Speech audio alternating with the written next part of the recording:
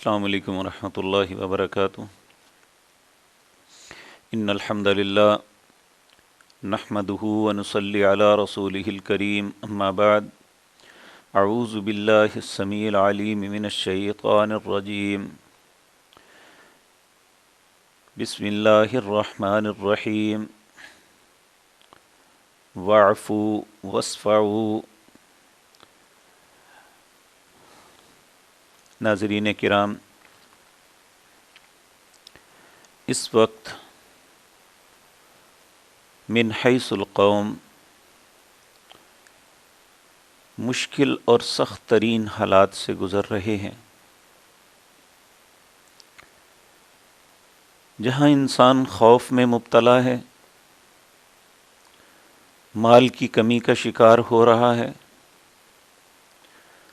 بہت سے غرباء کے علاوہ جو متوسط طبقے کے لوگ ہیں وہ بھی اس وقت سخت اضطراب اور پریشانی کا شکار ہیں۔ جب انسانوں پہ پریشانیاں بڑھتی ہیں اور اخراجات تو ہونے ہی ہیں تو پھر تلخی بڑی آ جاتی ہے۔ آج جو میں بات کرنے جا رہا ہوں، حقیقت بات یہ ہے کہ ہم اپنے ادارے میں دارالافتاء میں بیٹھتے ہیں، ایک ایک دن میں کئی لوگ اپنے یہ مسائل لے کے آتے ہیں کہ گھر میں جھگڑا ہوا اور میں نے اپنی بیوی کو طلاق دے دی۔ یہاں میں گزارش کرنی چاہتا ہوں کہ ہمیں اس وقت بہت بڑے حوصلے کی ضرورت ہے۔ اپنی ذات پہ، اپنی بیوی پہ، اپنے بچوں پہ رحم کیجیے۔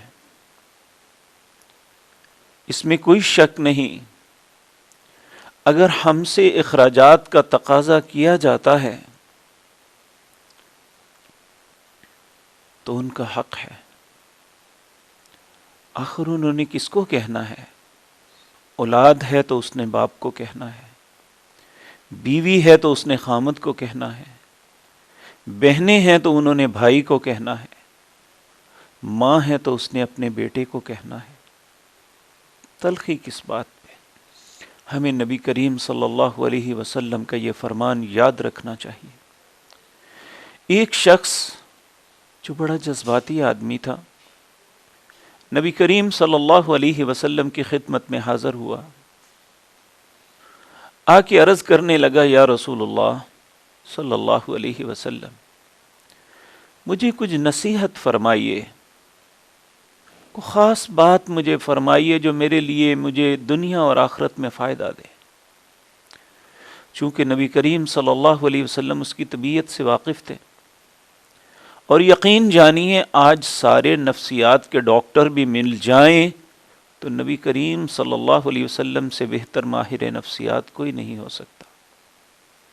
آپ نے اس کی نفسیات کے مطابق، بلکہ ہر انسان جو بھی آپ کے پاس حاضر ہوتا اور اپنے معاملے کی بات پوچھتا، مسائل پوچھتا، تو نبی کریم صلی اللہ علیہ وسلم اس شخص کی ذہنی کیفیت کو دیکھتے، اس کے معاملات کو دیکھ کے اسے جواب دیا کرتے تھے۔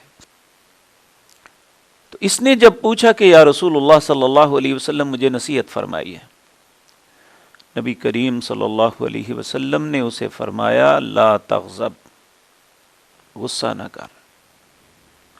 اس نے اس بات کو ہلکا جانا، یہ کیا بات ہوئی بھلا؟ اس نے دوبارہ پھر تکرار کیا، یا رسول اللہ مجھے کوئی بہت اچھی نصیحت فرمائی ہے۔ آپ نے پھر فرمایا، لا تغضب، غصہ نہ کر۔ کئی دفعہ بار بار وہ سوال کرتا جاتا، نبی کریم صلی اللہ علیہ وسلم یہی جواب دیتے جاتے، لا تغضب، لا تغضب، لا تغضب، غصہ نہ کر، غصہ نہ کر۔ یہ غصہ ایسی چیز ہے جو انسان کے حواس اس سے چھین لیتا ہے، اور وہ ایسی بات اپنی زبان سے کہہ جاتا ہے کہ اپنی زندگی خود برباد کر لیتا ہے۔ تو ایسے وقت میں التجا کروں گا اپنی بہنوں اور بیٹیوں سے کہ اپنے گھر کو اچھا ماحول دینے کے لیے یہ سمجھ لیں کہ مرد کی فطرت میں گھر رہنا نہیں ہے،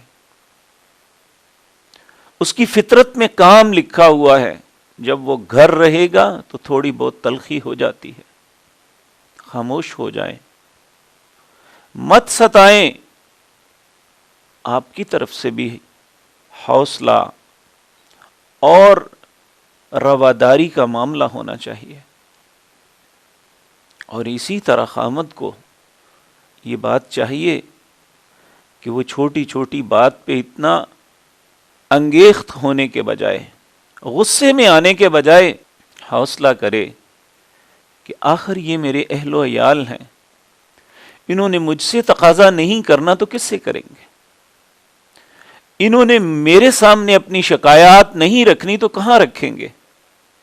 کیا کوئی بندہ یہ بات پسند کرتا ہے کہ اس کی موجودگی میں اس کی بیوی کسی اور سے اس شکایت کرے کہ ہمارے گھر کے حالات یہ ہیں، یا ہمارے پاس کھانے کے لیے نہیں ہے، یا ہمارے پاس فلاں چیز کی کمی ہے؟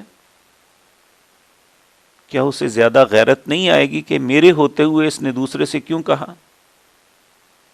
جب آپ سے ہی کہنا بنتا ہے تو پھر ہمیں حوصلہ کرنا چاہیے۔ دکھ کی بات یہ ہے کہ پہلے تو غصے میں آ کے ہم ایسی حرکت کر دیتے ہیں، پھر پچھتاتے ہوئے بھاگتے ہیں، ہمارے بچوں کا کیا بنے گا، ہمارے خاندان کا کیا بنے گا۔ بدقسمتی یہ ہے کہ اکثر علماء اس غصے میں کئی دفعہ طلاق دی ہوئی کو کئی دفعہ شمار کر کے لوگوں کی زندگی کو بربادی کی طرف دھکیل دیتے ہیں۔ لیکن میں اپنے ہر بھائی سے، اپنی ہر بہن سے التماس کروں گا کہ ان دنوں کو صبر اور حوصلے کے ساتھ گزاریں،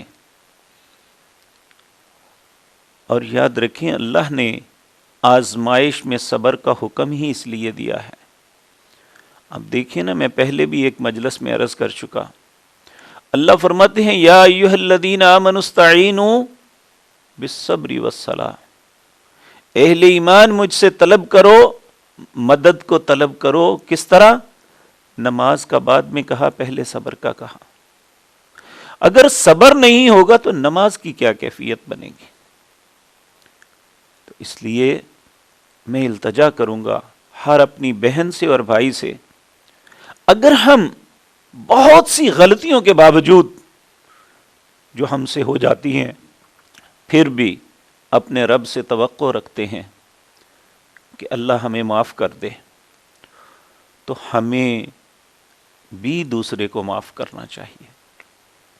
خامد ہونے کی حیثیت سے بیوی کو درگزر معاف کرنا چاہیے، اگر اس سے کوئی غلطی ہو بھی گئی تو درگزر کر دینا چاہیے، اور بیوی کو چاہیے کہ وہ خامد کی حیثیت سے، وہ اس وقت دکھ میں بیٹھا ہوا ہے، کوئی ذرائع آمدن نہیں ہے، ان حالات میں اگر وہ تھوڑا سا غصے میں آ گیا تو اسے چاہیے کہ اس کے غصے کو ٹھنڈا کرنے کے لیے، کوئی بات نہیں، ہم گزارا کر لیں گے، آپ پریشان نہ ہو، ہمیں ساتھ دینا چاہیے ایک دوسرے کا۔ اس وقت بیویوں کو، خواتین کو چاہیے کہ وہ اپنے مردوں کا، اگر وہ باپ ہے، اگر وہ بھائی ہے، اگر وہ بیٹا ہے، اگر وہ خامد ہے، کسی بھی حیثیت میں ہے، ہمیں ان حالات میں ان کا ساتھ دینا چاہیے۔ ہمیں اپنے معاملات کو تھوڑا سا ریڈیوس کر لیں، اس لیے کہ یہ سختی کا وقت گزر جائے، صبر کے ساتھ گزر جائے۔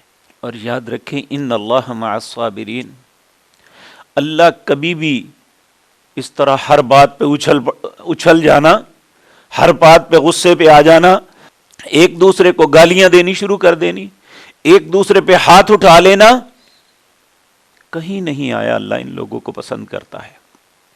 بلکہ اللہ کن کو پسند کرتا ہے؟ ان اللہ یحب الصابرین، بے شک اللہ تعالیٰ محبت کرتا ہے صبر کرنے والوں۔ ایک بڑی خوبصورت مثال عرض کرتا ہوں۔ اس امت کے سب سے افضل انسان نبی مکرم کی ذات کے بعد سیدنا ابو بکر صدیق رضی اللہ تعالیٰ عنہ ہے۔ ایک مرتبہ ان کا ایک شخص سے جھگڑا ہو گیا، وہ بندہ بدتمیزی کر رہا ہے، برا بلا کہہ رہا ہے، سیدنا ابو بکر خاموش ہے۔ نبی کریم بھی تشریف لائے اور وہ بد نصیب آپ کے سامنے بھی یہی کچھ کرتا رہا۔ نبی کریم مسکراتے رہے۔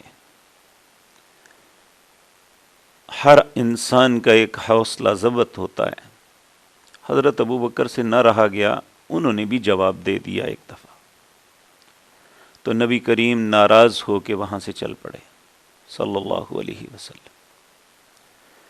حضرت ابو بکر کو بڑی تکلیف ہوئی اس بات کی کہ جب تک مجھے گالیاں پڑ رہی تھی، مجھے وہ برا بلا کہہ رہا تھا، تو نبی کریم مسکرا رہے تھے صلی اللہ علیہ وسلم، اور جب اگر میں نے جواب دیا ہے تو آپ ناراض ہو کے چل پڑیں، یہ کیا ہوا؟ اسے چھوڑ کے پیچھے نبی کریم کے بھاگے اور جا کے ان سے عرض کیا، یا رسول اللہ صلی اللہ علیہ وسلم، مجھے ایک بات بتائیے۔ آپ نے فرمایا کیا؟ کہنے لگے جب تک وہ مجھے گالیاں دے رہا تھا، مجھے برا بلا کہہ رہا تھا، آپ مسکرا رہے تھے، لیکن جیسے ہی میں نے اسے جواب دیا، آپ نے ناراضگی کا اظہار فرمایا اور چل پڑے۔ مجھے یہ بات سمجھ نہیں آئی۔ نبی کریم صلی اللہ علیہ وسلم نے ارشاد فرمایا، ابو بکر جب تک تو خاموش تھا، وہ غلط بول رہا تھا، فرشتے اس کی غلط باتوں کا، اس کی گالیوں کا جواب دے رہے تھے۔ جب تم نے خود جو ہے اس کا جواب دینا شروع کیا، فرشتے بھی چلے گئے اور میں بھی چل پڑا۔ اس لیے صبر جو ہے اللہ رب العزت اس کا ساتھی بنتا ہے جو صبر کر جائے۔ اس لیے میں اس سخت وقت میں، اس کڑے وقت کے اندر، جب 24 گھنٹے گھر کے اندر ہر بندہ قیدی بنا ہوا ہے اپنی جان کے لیے، تو پھر ہمیں ان حالات میں جس طرح ہم سب کچھ چھوڑ کے اپنے گھروں کو اپنایا ہوا ہے، ہمیں یہ بھی یاد رکھنا چاہیے کہ ہم اپنے گھروں میں حوصلے کے ساتھ رہیں، کلیش نہ بنائیں کسی بات پہ بھی۔ بعض گھروں میں جوائنٹ فیملی سسٹم ہوتا ہے، وہاں زیادہ تکرار ہوتا ہے، کبھی ماں کے ساتھ لڑائی، کبھی بیوی کے ساتھ، کبھی بھابھی کے ساتھ، کبھی کسی کے ساتھ۔ ہمیں ایسے حالات میں ہوش کے ناخن لینا چاہیے، ہمیں حالات کا مقابلہ صبر اور نماز کے ساتھ کرنا ہے۔ تو اللہ رب العزت سے دعا ہے اللہ ہمیں سمجھ دے۔ اگر ہم اپنی ذات کے متعلق نہیں سوچتے، اپنی اولادوں کے متعلق ہی سوچ لیں کہ ہمارا کلیش، میاں اور بیوی کا کلیش ہماری اولادوں پہ کیا اثرات مرتب کرے گا۔ آپ عدالتوں میں دیکھتے ہیں کہ ماں باپ کا کلیش ہے، اولادیں تڑپتی ہیں، اگر وہ ماں کے سامنے باپ کو ملنا چاہتی ہیں تو ماں ناراض ہو جاتی ہے، تو اگر وہ ماں کے ساتھ مل کے باپ کو نہیں ملتی تو باپ تڑپتا ہے۔ تو مجھے بتائیں، ہم نے خود ہی تڑپنا ہے، تو ہمیں اپنی زبان پہ، اپنے غصے پہ کنٹرول کرنا چاہیے۔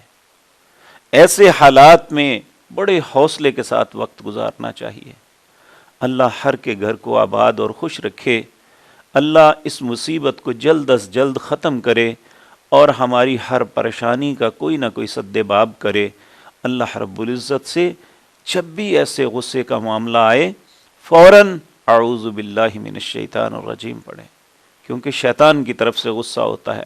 نبی کریم صلی اللہ علیہ وسلم نے فرمایا، جو غصے میں آیا، اگر وہ کھڑا ہے تو بیٹھ جائے، اگر بیٹھا ہے تو لیٹ جائے، اور چاہیے گھر والوں کو، ارد گرد کے لوگوں کو، کہ جب وہ غصے میں کوئی بھی ہو، وہ ماں ہے یا باپ ہے، وہ بیوی ہے یا خامند ہے، چاہیے یہ فوراً انہیں پانی کا گلاس دیا جائے، انہیں پانی زبردستی پلایا جائے۔ ایک گھونٹ پانی پینا ہی اس کے غصے کی آگ کو ٹھنڈا کر دے گا۔ تو اللہ رب العزت کسی کے گھر کو بھی بربادی سے بچائے۔ اللہ مسلمانوں کے ہر گھر کو خوشیاں نصیب فرمائے۔ ہمیں بہت حوصلے کے ساتھ یہ وقت گزارنا ہے۔ اللہ رب العزت مجھے اور آپ کو صبر اور استقامت کے ساتھ اس آزمائش سے نبر ازما ہونے کی توفیق عطا فرمائے۔ اقول قولی ھذا واستغفر اللہ۔